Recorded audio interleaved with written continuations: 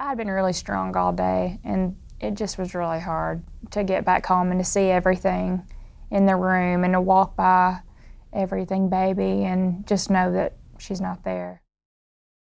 Jessica and I were dating in high school, and I watched an adoption process unfold with my little sister. I had one biological sister, and my parents ended up adopting. When we began the process, it was almost 3 years ago that we started the process, and doors closed, doors closed, doors closed. It was just always a closed door, and when we finally did get cleared, Blackhawk called. We paused.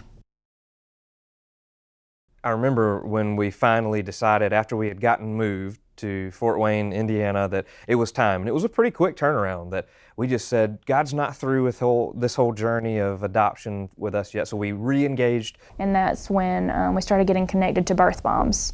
And so the first birth mom that we got connected to, it fell through. That was really hard. I felt really disappointed. I really just felt like, here we go again, because I had really gotten excited so many times.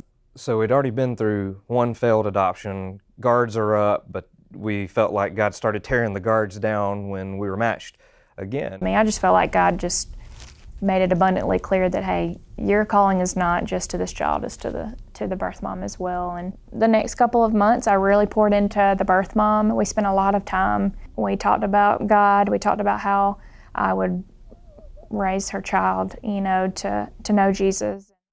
My guard really came down when we were nearing the end of that 6-month period where we're pouring into this birth mom and preparing our home, when I finally saw the nesting phase kick in for Jessica.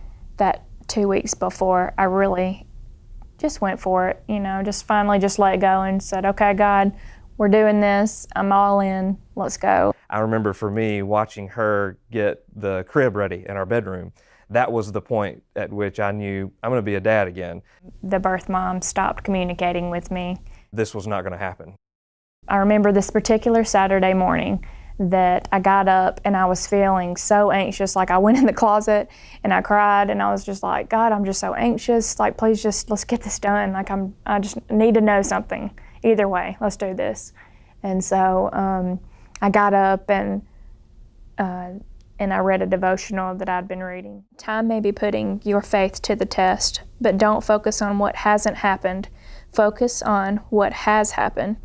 If you've seen God do it before, He can do it again. My friends had actually invited me to come hang out, and so I was feeling anxious all morning, and then I went to go hang out with them. It ended up being a surprise baby shower. God, why would you allow us to be obedient for a 3-year period just to get us all the way to this point, for us not to see the promises that we felt you had given us come to fruition? It was a painful process. And Sunday evening we found out through the aunt of the birth mom that she had had the child, that she had named her, and that it was pretty much over. That Sunday night, when everything kind of took the downturn, what I remember the most really was just how God's grace sustained me, even though I was crumbling, falling apart on the inside. In my mind, I felt like I had lost 2 people. Like, I had lost this baby that I had invested in and felt called to, and I had lost this birth mom that I had invested and loved.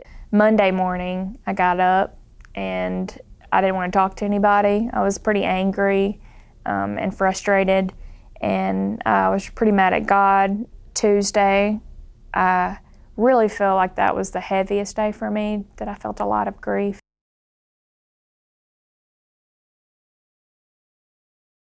That night, we got to the place where we'd written out some steps of what it was going to look like for us to get to a place of closure and of forgiveness and grace and trust again. It was the next day that little Kaya was born. And it was that night that we got the phone call that there was a little 4-pound, 1-ounce baby girl that needed a family. And I think it's not ironic that God had gotten us to a place of trust and forgiveness and hope again. And the next day is when she was born.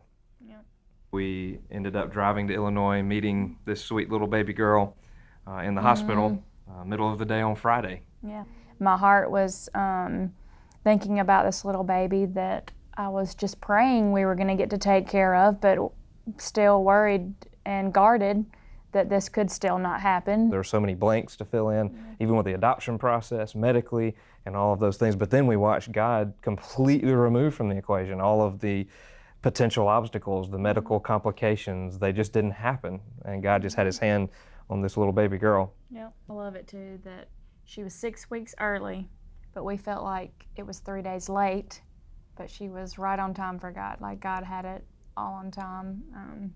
He didn't make us wait 6 more weeks for her. Yeah. She was our little baby, and we didn't know the whole time that it was really her.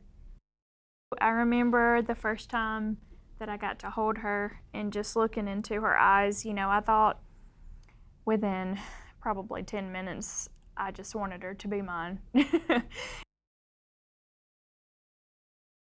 God did it again.